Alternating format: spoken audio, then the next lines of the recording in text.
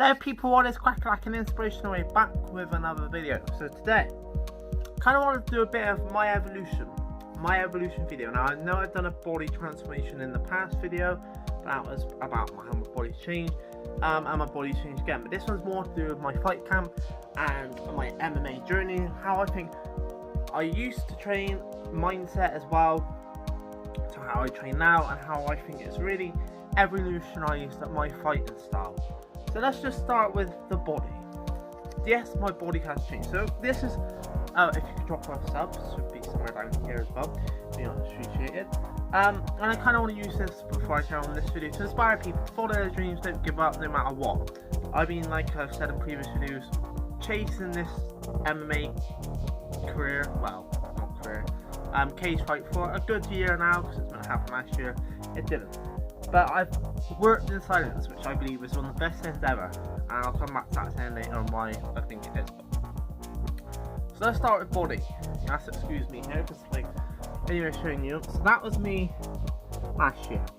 As you can see, a bit of muscle, you know, the arms were popping out a little bit, the chest was there a little bit, but there wasn't really any shoulder definition. You couldn't really see any tricep muscle on me. The arms weren't popping as much. So now I take you to this year. Now this picture is going to be a little harder to see, so I will try and zoom it as close as I can to the camera for you guys. See there, but hopefully if you zoom in close enough, you will see there is a bit of shoulder muscle there now. Whereas in the previous picture, there wasn't any shoulder muscle. You can now see a bit more better in this one when my tablet wants to work, not tablet. My tablet, there is shoulder muscle there. You can see where the shoulders kind of separate. Triceps popping out a lot more, and chest muscle is a lot more there as well. Like you can see the definition of where the like muscles are and the different parts of the muscles. And that's just from working at home. Like so, I have a workout bench at home now. I have my own gym at home now, and that's what I've said. I've personally found from working out at home, I've grown a lot more quicker, a lot more better, and by doing stuff different.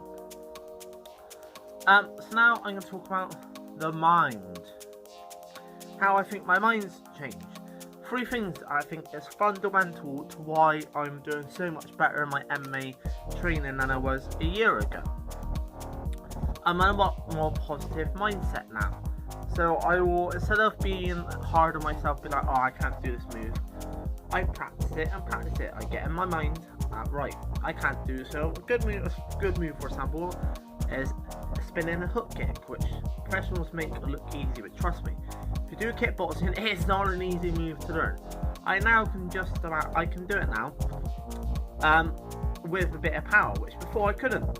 So it's kind of just having that positive mindset to kind of, right, I'm going to practice this, I'm going to practice that. I can now do spinning back kick, which I could do last year, but now I can do it without even thinking about it, really.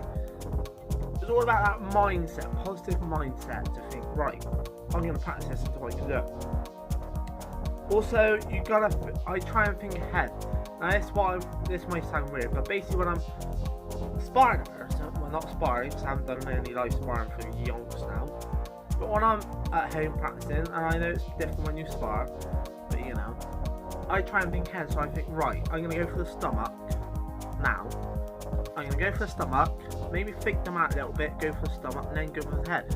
Whereas before, I would just kind of go, right, 2 head shots, head level, no level changing jabs, all that kind of stuff, which you'll see, because I've got some live demos in this video coming up. And it's all about having that fighter's mindset. So what I mean by that is my diet will change with how I'm training. So for example, a good example of that is I just finished fight camp, so you know, my diet was pretty consistent all the way through. Now fight camp's over, which you know, and I kind of went into this fight camp with a different mindset. First fight camp, so I'm kind of new to this, kind of just want to get a feel for it.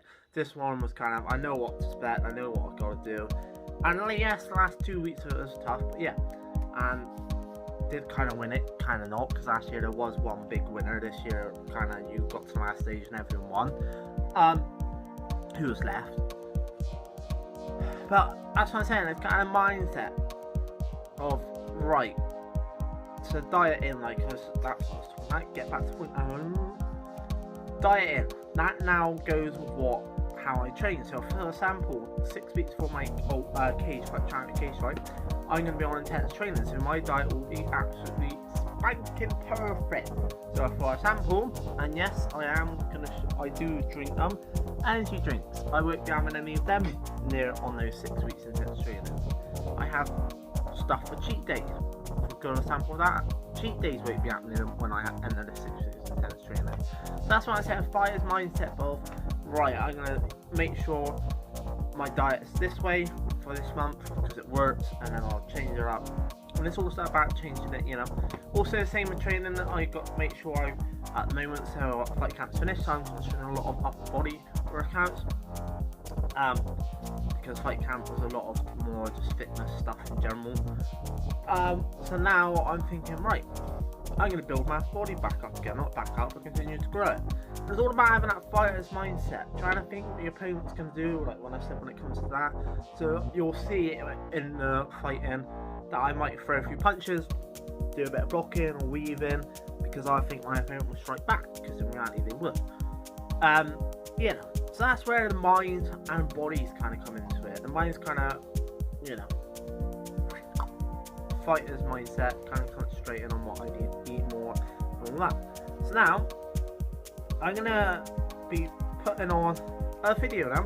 1 minute 30-second video of me doing sparring, but this will be how I used to spar. So this is the first video you'll see of how I used to spar, and I'll kind of break it down for you guys, not loads, break it down, and then you'll see a new video, my new sparring style. So I'm gonna just kind of end the video here, and you'll see me in a minute. You will now see me doing some sparring how I used to spar, not how I spar now. That's the key word, used to. So I'll see you in a minute.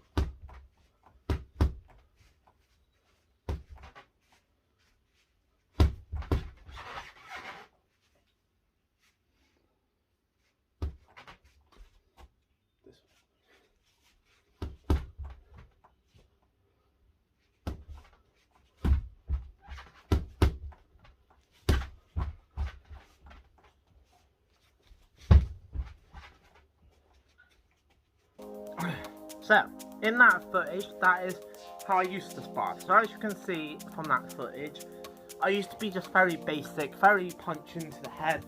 Wasn't really much level changing or ducking, weaving, blocking, that kind of stuff. Ignore the first kicks, that was shit. But as you can see, very basic stuff, very basic punching, not really making use of my kickboxing ability, and just very basic. Nothing really much to it, you know, nothing that would, when I get to a cage fight, throw the opponent off. There's a few little, you know, faking, but it wasn't really super effective faking. So that's what I mean by the old style. So now, you will see me doing my new way of fighting. Pardon me, and why this is kind of my evolution, and why I think this is my better way of fighting. So, I'll see you in a minute.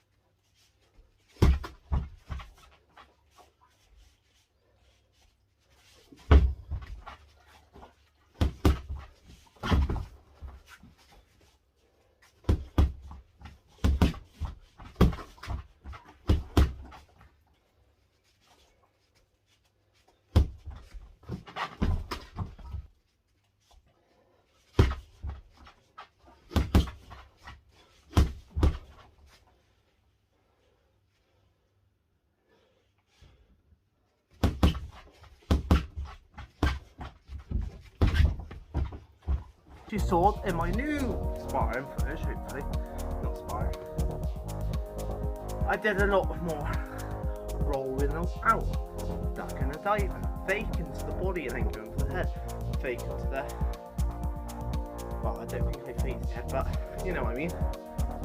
Use a lot more fakes, so faking, so I made a fake that was going for the head, boom, body. A lot more duck and diving, a lot more blocking, a lot more counter jabbing, counter attacking. So with the psychic, that's a very good example.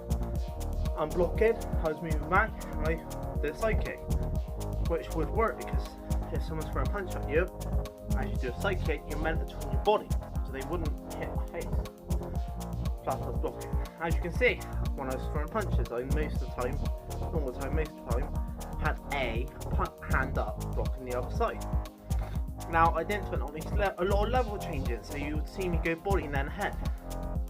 Right, with the last combination I went for a few body shots, nice left hook, jumping spin kick. And that's why I think I've really evolved my game. A lot more defensive stuff in there as well as offense. I'd take it for someone who knows defense. It's not nice. You take a lot of kicks and punches to the face if you just stand there and try and take it. Which works, you know, sometimes, you know. I can't remember any name, but Diaz, very good at those, just stand there and take a hell of a beating, and it can work, but in your cage fight, you know, anything can happen, so it's better to kind of stand there and block and whatnot. So that's kind of my evolution, from my old fighting style to my new fighting style, and the reason why I've changed it up is not just because of obviously I need defense in there, because I know that's always been a weak area of mine is my defense. I know I've always needed to make that better, so that's what I've done. It's also because before this was just a cage fight.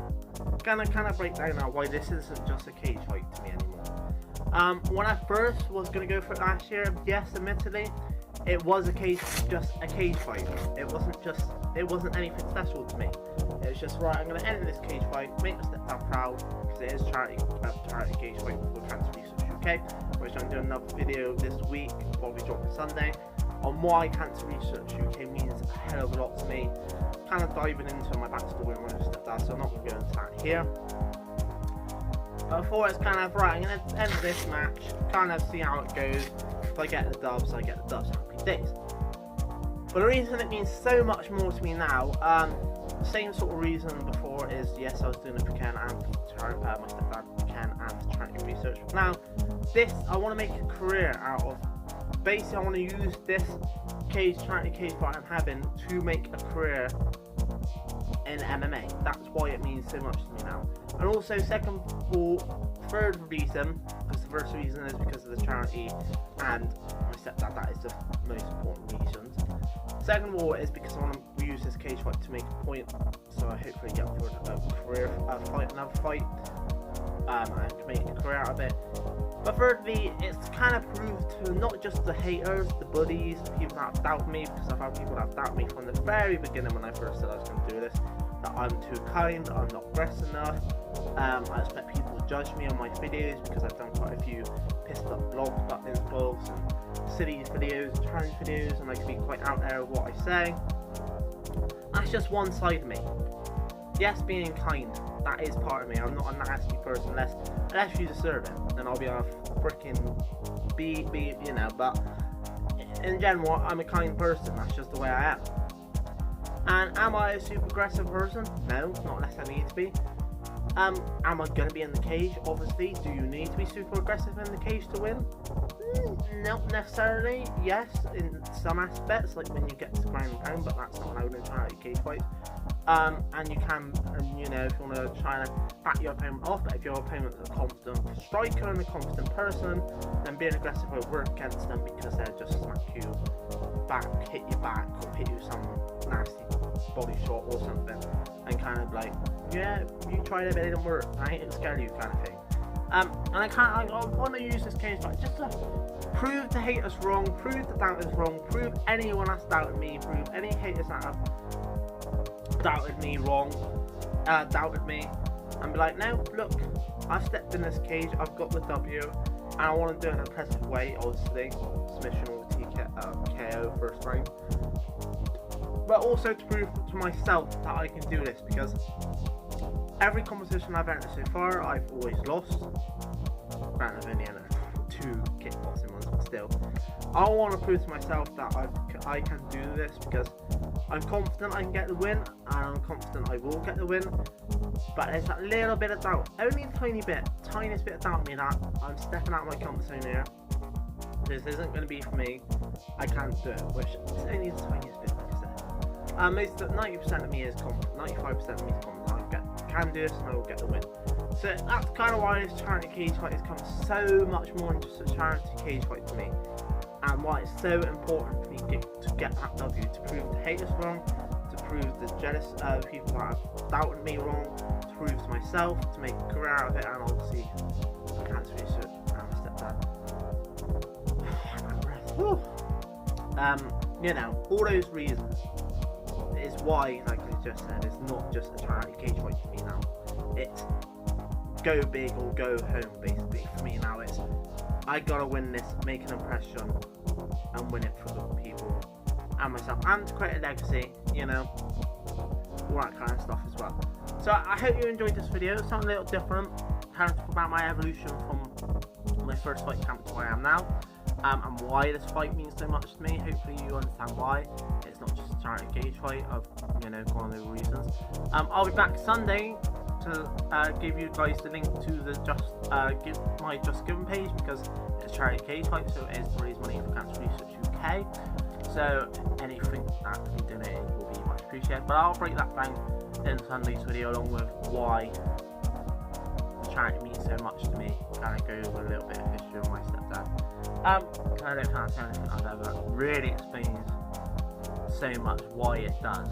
So yeah, just quickly before I go, just a little point that I forgot to say: the silence, word for silence. Why I believe that is such an important saying, in my opinion, is because I'm not a show photo person. I don't like putting all my stuff, especially my MMA stuff, on Instagram or my socials.